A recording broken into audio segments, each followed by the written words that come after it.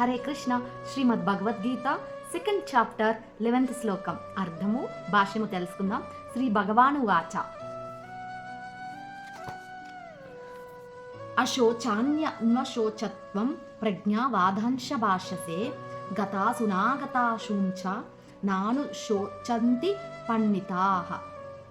శ్రీ భగవానుడు ఇలా పలికాడు, పాండిత్యంతో కూడిన మాటలు పలుకుతూనే నీవు దుఃఖించదగదని విషయం గురించి దుఃఖిస్తున్నావు.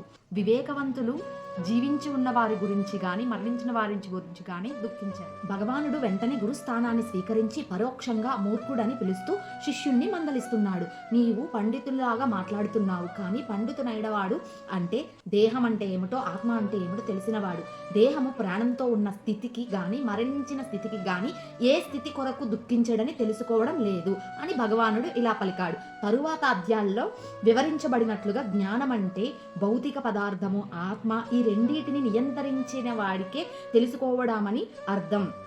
రాజకీయాలు లేదా సామాజిక పరిస్థితుల కంటే ధర్మానికి ఎక్కువ ప్రాముఖ్యం ఇవ్వాలని అర్జునుడు వాదించిన భౌతిక పదార్థాన్ని ఆత్మ భగవంతుని గురించి జ్ఞానము ధర్మసూత్రము సముదాయము కంటే ఇంకా ఎక్కువ ముఖ్యమైనది తెలుసుకోలేదు. అటువంటి జ్ఞానము లోపించిన కారణంగా తనను గొప్ప పండితుడిగా అతడు చెప్పుకోకుండా ఉండవలసింది. గొప్ప పండితుడు కాకపోవడం వలనే అతడు దుఃఖింపదగిన విషయము గురించి దుఃఖిస్తున్నాడు.